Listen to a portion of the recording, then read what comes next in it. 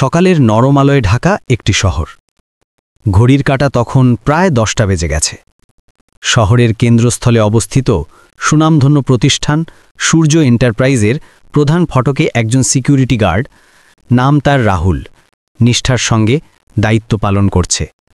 তার মুখে ক্লান্তির ছাপ, চোখে এক অজানা অস্থিরতা, কিন্তু তার হাতে ধরা টিফিনের বাক্সটি বলে দিচ্ছে জীবনের সংগ্রামে সে কতটা অটল। এই গল্প শুধু রাহুলের নয়, বরং এক অপ্রত্যাশিত মানবিকতার, যেখানে এক তরুণী তার হৃদয়ের গভীরতা দিয়ে একজন সাধারণ মানুষের জীবন বদলে দেয়। এই গল্পে রয়েছে সংগ্রাম, সম্মান এবং এক অবিশ্বাস্য বন্ধনের কাহিনী, যা প্রমাণ করে মানবিকতা সবসময় শক্তির উৎস হয়ে ওঠে। সকাল প্রায় 10টার সময় ছিল। ঢাকার একটি বড় কোম্পানি সূর্য এন্টারপ্রাইজের গেটে সিকিউরিটি গার্ড রাহুল তৈনাত ছিল। সে সবেমাত্র টিফিন খুলেছিল এবং দাঁড়িয়ে দাঁড়িয়ে তাড়াতাড়ি খাবার খাচ্ছিল। তার মুখমণ্ডল ক্লান্ত ছিল, চোখে অস্থিরতা স্পষ্ট ফুটে উঠছিল, যেন বাধ্য হয়ে এটা করতে হচ্ছিল। এমন সময়ে কোম্পানির ম্যানেজার সেখানে এসে হাজির হল। সে উচ্চস্বরে চিৎকার করে বলল, এটা কি হচ্ছে? ডিউটির সময় খাবার? তোমার একটুও লজ্জা হয় না? কোম্পানির ইজ্জতের কথা একটুও ভাবো না তুমি? রাহুলের হাত কাঁপতে লাগল। সে তৎক্ষণাৎ টিফিন বন্ধ করতে লাগল, কিন্তু ম্যানেজারের রাগ এখানেই থামল না। সে টিফিন ছিনিয়ে নিয়ে মাটিতে ছুঁড়ে ফেলল। খাবার চারদিকে ছড়িয়ে পড়ল। লোকজন থমকে দাঁড়িয়ে দেখতে লাগল। কেউ কেউ চুপি চুপি হাসল, আবার কেউ কেউ শুধু তামাশা দেখতে লাগল। ম্যানেজার আরও কাছে এসে রেগে বলল, আবে চুপ কেন? ডিউটির সময় খাবার খাচ্ছিলে কেন? বলো, কারণ কি? রাহুলের চোখ ততক্ষণে সজল হয়ে গিয়েছিল, গলা শুকিয়ে গিয়েছিল। কাঁপা কাঁপা কণ্ঠে অবশেষে সে সাহস সঞ্চয় করে বলল, সাহেব, মা খুব অসুস্থ। সকালে আমিই খাবার বানিয়েছিলাম, তাই দেরি হয়ে গেল, এবং খাবার সঙ্গে নিয়ে এসেছিলাম। ভেবেছিলাম সময় পেলে খেয়ে নেব, কিন্তু খিদে সহ্য করতে না পেরে দাঁড়িয়ে দাঁড়িয়ে খাওয়া শুরু করেছিলাম। এটাই আমার অপরাধ। ম্যানেজার তেলে বেগুনে জ্বলে উঠল। বড় বড় বাহানাবাজ তুমি! সে হাত তুলল, যেন চড় মারতে চলেছে।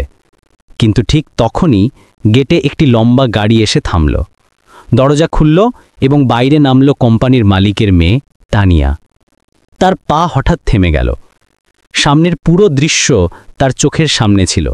একজন অসহায় গার্ড, তার ভাঙা টিফিন এবং ম্যানেজারের উত্তোলিত হাত।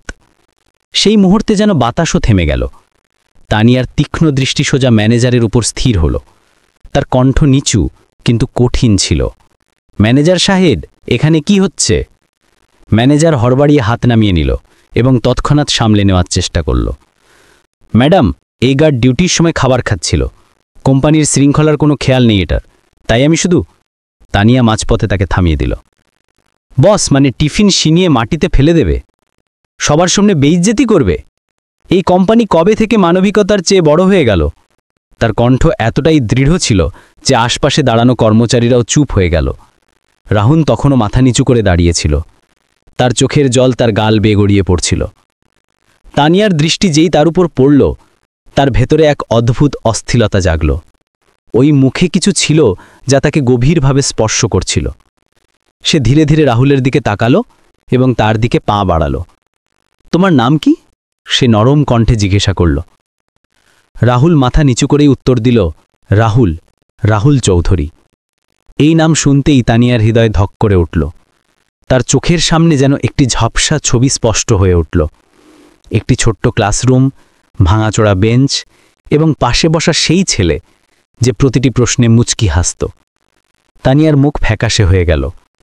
এ কি সেই আমার শৈশবের বন্ধু, সেই রাহুল যার সঙ্গে আমি বই ভাগ করে নিয়েছিলাম, যার সঙ্গে খেলেছিলাম? সে কিছুক্ষণের জন্য সেখানেই দাঁড়িয়ে রইল, যেন শব্দগুলো তার গলায় আটকে গেছে। ম্যানেজার ভাবল, এটা সুযোগ, তাড়াতাড়ি ব্যাপারটা সামলে নেওয়া যাক। সে বলল, ম্যাডাম, আপনি কি গার্ডকে চেনেন? তানিয়া তাকে তীক্ষ্ণ দৃষ্টিতে দেখল। তার চোখে রাগ এবং অপমান স্পষ্ট ছিল। চিনি কি চিনি না, এটা তোমার প্রশ্ন নয়। তোমাকে শুধু এইটুকু বুঝতে হবে যে মানুষকে মানুষ হিসেবে দেখতে শেখো। সব সময় শুধু হুকুম চালানো আর অপমান করাই কাজ নয়। ম্যানেজারের মুখের রং উড়ে গেল। ইতিমধ্যে রাহুল তখনও চুপচাপ দাঁড়িয়েছিল, কিন্তু তার মনে ঝড় বয়ে যাচ্ছিল। তানিয়া কি তাকে চিনে ফেলেছে, নাকি এটা তার ভুল ধারণা? তানিয়া ধীরে ধীরে মাটিতে ছড়িয়ে থাকা টিফিনের দিকে তাকালো। তার হৃদয় ভারী হয়ে উঠল। সে ঢুকে টিফিন তুলল এবং তার রুমাল দিয়ে পরিষ্কার করতে লাগল। আশপাশে দাঁড়ানো সব কর্মচারী হতবাক হয়ে গেল। কোম্পানির মালিকের মেয়ে নিজের হাতে সিকিউরিটি গার্ডের টিফিন তুলছে। সেই মুহূর্তে মাহল পাল্টে গেল। সব কর্মচারী চুপচাপ দৃষ্টিতে দেখছিল যে মালিকের মেয়ে কিভাবে তার সিকিউরিটি গার্ডের জন্য কথা বলল। ম্যানেজার রমেশের মুখের রং উড়ে গিয়েছিল এবং সে বুঝে গিয়েছিল যে এখন তার আর কিছু চলবে না। তানিয়া তার দিকে সোজা দৃষ্টি রেখে বলল, আপনার এখানে আর প্রয়োজন নেই ম্যানেজার সাহেব, যান এবং পরের বার মানবিকতার অপমান করার আগে ভাববেন। ম্যানেজার থমকে গেল। তার পা যেন ভারী হয়ে গিয়েছিল, কিন্তু মালিকের মেয়ের সামনে তার আর সাহস কাজ করল না। সে চুপচাপ পিছিয়ে গেল এবং সেখান থেকে চলে গেল। তানিয়ার দৃষ্টি এখন রাহুলের উপর ছিল। তারপর ধীরে ধীরে টিফিন রাহুলের হাতে দিয়ে বলল, তোমাকে কারো কাছে কৈফিয়ত দেওয়ার দরকার নেই। তুমি মানুষ, আর মানুষের খিদে পায়, এতে লজ্জার কিছু নেই। রাহুলের চোখ আরও ভিজে গেল। সে কথা খুঁজে পাচ্ছিল না, শুধু ধীরে ধীরে মাথা নিচু করে নিল। তানিয়া গম্ভীর কণ্ঠে বলল, রাহুল চলো আমার সঙ্গে। রাহুল হতবাক হয়ে দাঁড়িয়ে রইল, ভাবল হয়তো ঠিক শুনতে পায়নি। কিন্তু যখন তানিয়া এগিয়ে গেল এবং ইশারায় ডাকল, তখন সে চুপচাপ তার পিছু পিছু চলল। দুজনে কোম্পানির ভিতরে প্রবেশ করল। অফিসের শান্ত আর ঠান্ডা মাহল বাইরের গরম আর হট্টগোল থেকে সম্পূর্ণ আলাদা ছিল। একটি কেবিনে পৌঁছে তানিয়া একটি চেয়ার টেনে বলল, বসো। রাহুল ইতস্তত করছিল। জীবনে কখনো এত বড় চেয়ারে বসার সাহস হয়নি, কিন্তু তানিয়ার জোর দেওয়ায় সে ধীরে ধীরে বসল। তানিয়া এক গ্লাস পানি তার সামনে রাখল এবং গম্ভীর কণ্ঠে বলল, এখন সত্যি সত্যি বলো রাহুল, এসব কেন হচ্ছে? তুমি গার্ড কেন হয়েছ? তোমার স্বপ্ন তো সবসময় বড় ছিল, তাই না? রাহুলের শ্বাস ভারী হয়ে গেল। তার মুখে দুঃখ স্পষ্ট ফুটে উঠল। কাপা কণ্ঠে সে বলল, তানিয়া, পরিস্থিতি আমাকে ভেঙে দিয়েছে। বাবার চলে যাবার পর মায়ের অসুখে বাড়ির সব শক্তি শেষ হয়ে গেছে। চাকরির জন্য অনেক চেষ্টা করেছি, কিন্তু কোথাও কাজ পাইনি। বাধ্য হয়ে এখানে সিকিউরিটি গার্ডের চাকরি করতে হয়েছে। নইলে পড়াশোনায় আমি কখনো পিছিয়ে ছিলাম না, শুধু ভাগ্য সঙ্গ দেয়নি। এতটুকু বলে সে মাথা নিচু করে নিল। তার চোখ থেকে অশ্রু টপ টপ করে টিবিলে পড়তে লাগল। তানিয়ার চোখও ভিজে গেল। শৈশবের স্মৃতি যেন তার চোখের সামনে জীবন্ত হয়ে উঠল। সেই রাহুল যে সবসময় হুঁশিয়ার ছিল, ক্লাসে সবার আগে বসত, প্রতিটি প্রশ্নের উত্তর তার কাছে তৈরি থাকত। আর আজ সেই বন্ধু গেটে গার্ড হয়ে দাঁড়িয়ে। সে ধীরে ধীরে বলল, তোমাকে পরিস্থিতি ভাঙেনি রাহুল, তোমাকে শুধু সঠিক সুযোগ পায়নি, কিন্তু এখন সেই সুযোগ পাবে। আজ থেকে তুমি আমার সঙ্গে কাজ করবে, আমার অ্যাসিস্ট্যান্ট, আমার পিএ হিসাবে। রাহুল অবাক হয়ে তার দিকে তাকালো। আমি তোমার পিএ? কিন্তু তানিয়া, আমি তো শুধু একজন গার্ড, এসব আমি কিভাবে করব? তানিয়া মুচকি হাসল, কিন্তু তার কণ্ঠে দৃঢ়তা ছিল। তুমি আমার শৈশবের বন্ধু, আর আমার তোমার সততা এবং পরিশ্রমের উপর পুরো ভরসা আছে। বাকি সব আমি শিখিয়ে দেব। তুমি সে সব করতে পারো যা হয়তো এখন নিজেও বিশ্বাস করো না। রাহুলের চোখ থেকে অশ্রু ঝরে পড়ল। তার হৃদয়ে দমিয়ে থাকা বেদনা যেন কেউ সান্ত্বনা দিয়ে বের করে দিল। সে কাপা কণ্ঠে বলল, তানিয়া, তুমি আমার উপর ভরসা করো। তানিয়া নরম কণ্ঠে বলল, হ্যাঁ রাহুল, আমার পুরো ভরসা আছে, আর আজ থেকে তুমি একা নাও। সেই মুহূর্তে রাহুল অনুভব করল যেন তার জীবনের দিশা পাল্টে গেল। যে লোকজন কিছুক্ষণ আগে তার সঙ্গে ঠাট্টা করছিল, তারা এখন চুপ করে দাঁড়িয়ে। কেউ ভাবেনি যে একজন গার্ড হঠাৎ মালিকের মেয়ের পিএ হয়ে যাবে। সেই দিন থেকে রাহুলের সম্মান ফিরে আসতে লাগল। সে আর শুধু গেটে দাঁড়ানো গার্ড ছিল না, সে এখন অফিসে তানিয়ার সঙ্গে বসত, কাজে সাহায্য করত, ফাইল সামলাত এবং ধীরে ধীরে আত্মবিশ্বাস ফিরিয়ে আনত। রাহুলের জীবনে নতুন শুরু হয়েছিল। কয়েক মাস কেটে গেল। এখন অফিসে সবার দৃষ্টি পাল্টে গিয়েছিল। যারা একসময় রাহুলকে গার্ড ভেবে উপেক্ষা করত, তারাই এখন তার কাজের প্রশংসা করতে লাগল। সে তানিয়ার সঙ্গে প্রতিটি মিটিংয়ে উপস্থিত থাকত, ফাইল তৈরি করত এবং ছোট ছোট বিষয়ের দিকেও খেয়াল রাখত। ধীরে ধীরে তার আত্মবিশ্বাস বাড়ছিল। কিন্তু তখনই কোম্পানির ওপর খারাপ সময় এলো। সূর্য এন্টারপ্রাইজ দীর্ঘদিন ধরে স্থিতিশীল ছিল, কিন্তু হঠাৎ বাজারে পরিবর্তন আসতে লাগল। নতুন নতুন প্রতিদ্বন্দ্বী কোম্পানি দাঁড়িয়ে গেল। মাসিক রিপোর্টে স্পষ্ট দেখা গেল কোম্পানি লোকসানের দিকে যাচ্ছে। অফিসের কনফারেন্স রুমে মিটিং ডাকা হলো। বড় বড় কর্মকর্তারা মাথা নিচু করে বসেছিল। মাহলে ভয় আর হতাশা ছড়িয়ে পড়েছিল। মালিক নিজে খুবই উদ্বিগ্ন দেখাচ্ছিল। তিনি রেগে বললেন, এত বড় কোম্পানি তৈরি করতে আমার জীবন শেষ হয়ে গেছে, আর আজ এই অবস্থা যে আমরা লোকসানের দিকে যাচ্ছি। কারো কাছে কোনো আইডিয়া আছে? ঘরে নীরবতা ছেয়ে গেল। কেউ কথা বলার সাহস করতে পারছিল না। সবার মুখে হতাশা ছিল। রাহুল চুপচাপ এক কোণে দাঁড়িয়েছিল। তার হৃদয়ে দ্রুত ধুককক করছিল। সে জানত যে তাকে কথা বলা উচিত, কিন্তু ভয় ছিল যে তার কথাকে হয়তো ঠাট্টা করা হবে। তখনই তানিয়ার দৃষ্টি তার ওপর পড়ল। সে হালকা হাসির সঙ্গে ইশারা করল, রাহুল, তোমার কাছে কোনো পরামর্শ থাকলে নির্দ্বিধায় বলো। সবার দৃষ্টি এখন রাহুলের দিকে ঘুরে গেল। সে এক মুহূর্তের জন্য ইতস্তত করল, তারপর ধীরে ধীরে এগিয়ে গেল। তার কণ্ঠ কাঁপছিল, কিন্তু শব্দগুলোতে আত্মবিশ্বাস ছিল। সাহেব, আমি কোম্পানির ফাইল আর কাজকর্ম খুব মনোযোগ দিয়ে দেখেছি। আমরা শুধু পুরনো পদ্ধতিতে চলছি, কিন্তু বাজার বদলে গেছে। আমাদের নতুন চিন্তাভাবনা গ্রহণ করতে হবে।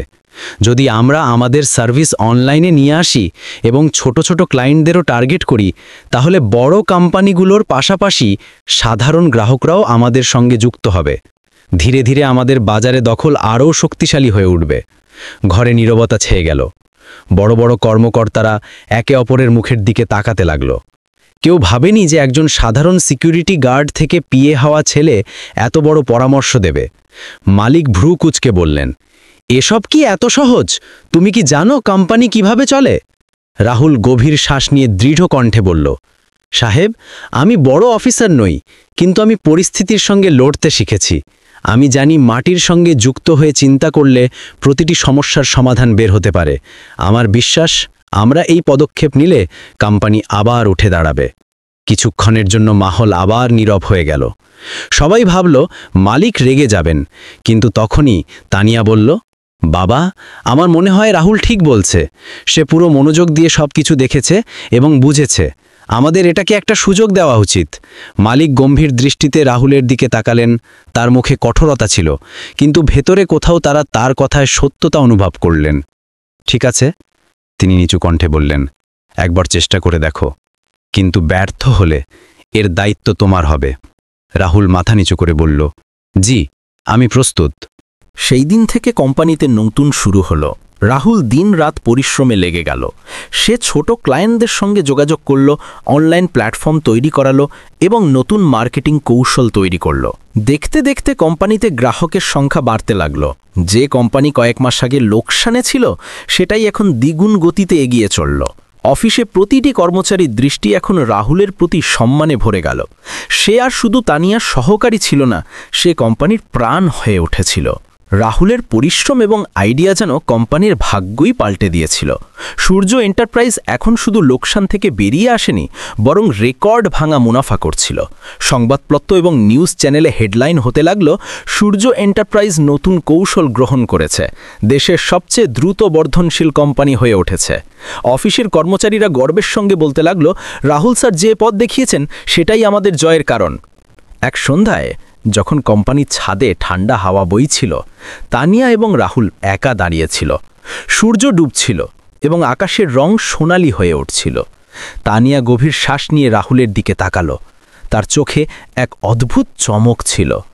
রাহুল, সে বলল, তোমার মনে আছে শৈশবে আমরা দুজনে একটা স্বপ্ন দেখতাম, কিছু বড় করার, মানুষের জন্য উদাহরণ হবার? তুমি সেই স্বপ্ন সত্যি করে দেখিয়েছ। আজ এই কোম্পানির প্রাণ তুমি। রাহুল হালকা হাসির সঙ্গে বলল, না তানিয়া, এসব তোমার জন্য। তুমি যদি আমাকে গার্ড থেকে তুলে পিয়ে না বানাতে, আমি কখনো এটা করতে পারতাম না। তুমি আমার উপর ভরসা করেছ, সেটাই আমার সবচেয়ে বড় শক্তি হয়েছে। তানিয়ার চোখ ভিজে গেল। সে নিচু কণ্ঠে বলল, রাহুল, আমার হৃদয়ে সবসময় তোমার জন্য একটা জায়গা ছিল, আর এখন আমি স্পষ্ট বলতে পারি, আমি তোমাকে আমার জীবনসঙ্গী করতে চাই। রাহুল যেন পাথরের মূর্তি হয়ে গেল। সে কখনো ভাবেনি যে মালিকের মেয়ে এখন এত সফল ব্যবসায়ী নারী তার সামনে এমন কথা বলবে। তার চোখ ভরে গেল। তানিয়া, এটা কিভাবে সম্ভব? তোমার বাবা কখনো রাজি হবেন না। তোমার বিয়ে কোনো বড় ঘরের সঙ্গে হবে, আমার মতো সাধারণ মানুষের সঙ্গে নয়। কিন্তু তানিয়া দৃঢ় কণ্ঠে বলল, হৃদয়ের সম্পর্ক কোনো ধনী গরিবের হিসাবে তৈরি হয় না রাহুল। আর আমার বিশ্বাস, একদিন বাবাও বুঝবেন যে মানবিকতা এবং সততাই আসল সম্পদ। সেই রাতেই তানিয়া তার বাবাকে সবকিছু বলল। তিনি শুনতেই মুখ লাল হয়ে গেলেন। কি? আমার মেয়ে একজন সিকিউরিটি গার্ডের সঙ্গে বিয়ে করবে? এটা অসম্ভব। সে হয়তো কোম্পানি বাঁচিয়েছে, কিন্তু আমাদের ইজ্জত, আমাদের স্ট্যাটাস। তানিয়া মাঝপথে বলল, বাবা, ইজ্জত টাকায় হয় না, মানুষের কাজে হয়। রাহুল প্রমাণ করেছে যে সে কোনো বড় মানুষের চেয়ে কম নয়। আপনি যদি আমাকে ছোটবেলা থেকে শিখিয়েছেন যে সততাই সবচেয়ে বড় শক্তি, তাহলে আজ আমি সেই সততার প্রেমে পড়েছি। বাবা কিছুক্ষণের জন্য নীরব হয়ে গেলেন। তার মনে দ্বন্দ্ব চলছিল, একদিকে সমাজ আর খ্যাতি, অন্যদিকে তার মেয়ের বিশ্বাস এবং ওই ছেলের পরিশ্রম। কয়েকদিন পর কোম্পানির বার্ষিক অনুষ্ঠানের আয়োজন হল। সব কর্মচারী উপস্থিত ছিল। মালিক মঞ্চে দাঁড়ালেন এবং তার কণ্ঠ গমগম করে উঠল। আজ আমি সবার সামনে বলতে চাই যে আমাদের কোম্পানিকে বাঁচিয়েছে কোনো বড় উদ্যোক্তা নয়, বরং একজন সত্যিকারের মানুষ, রাহুল। হল তালিতে ফেটে পড়ল। মালিক আরও বললেন, আর আজ থেকে আমি রাহুলকে শুধু কর্মচারী নয়, আমার পরিবারের অংশ মনে করি। সবার দৃষ্টি তানিয়া এবং রাহুলের উপর স্থির হয়ে গেল। সেই মঞ্চেই মালিক তার মেয়ের হাত রাহুলের হাতে তুলে দিলেন। যদি আমার মেয়ে তাকে বেছে নিয়েছে, তাহলে আমিও তাকে আমার জামাই হিসাবে মেনে নিচ্ছি। তালি আর আনন্দের হর্ষধ্বনির মাঝে রাহুলের চোখ থেকে অশ্রু ঝরে পড়ল। এটা ছিল তার জীবনের সবচেয়ে বড় সম্মান। কয়েকদিন পর ধুমধাম করে বিয়ে হলো। ধনী ঘরের মেয়ে এবং একসময় গার্ডের চাকরি করা ছেলে এখন একে অপরের জীবনসঙ্গী হয়ে গেল। বন্ধুরা, এই গল্প আমাদের শিখিয়েছে যে মানুষের আসল পরিচয় তার টাকায় নয়, তার সততা এবং কাজে। রাহুল পরিস্থিতির সঙ্গে লড়ে প্রমাণ করল যে সত্যিকারের জজবা থাকলে কোনো লক্ষ্য অর্জন করা কঠিন নয়। এখন প্রশ্ন আপনার কাছে, আপনি যদি তানিয়ার জায়গায় থাকতেন, তাহলে কি এত বড় সিদ্ধান্ত নিয়ে সমাজ এবং পরিবারের চিন্তার বিরুদ্ধে যেতেন? কমেন্ট করে অবশ্যই জানাবেন। যদি এই গল্প আপনার হৃদয় ছুঁয়ে থাকে, তাহলে ভিডিওটি লাইক করুন, শেয়ার করুন এবং চ্যানেল সাবস্ক্রাইব করুন। পরের ভিডিওতে আবার দেখা হবে। ততক্ষণ মানবিকতা বজায় রাখুন, ভালো কাজ ছড়িয়ে দিন এবং হৃদয়ে আশা জাগিয়ে রাখুন।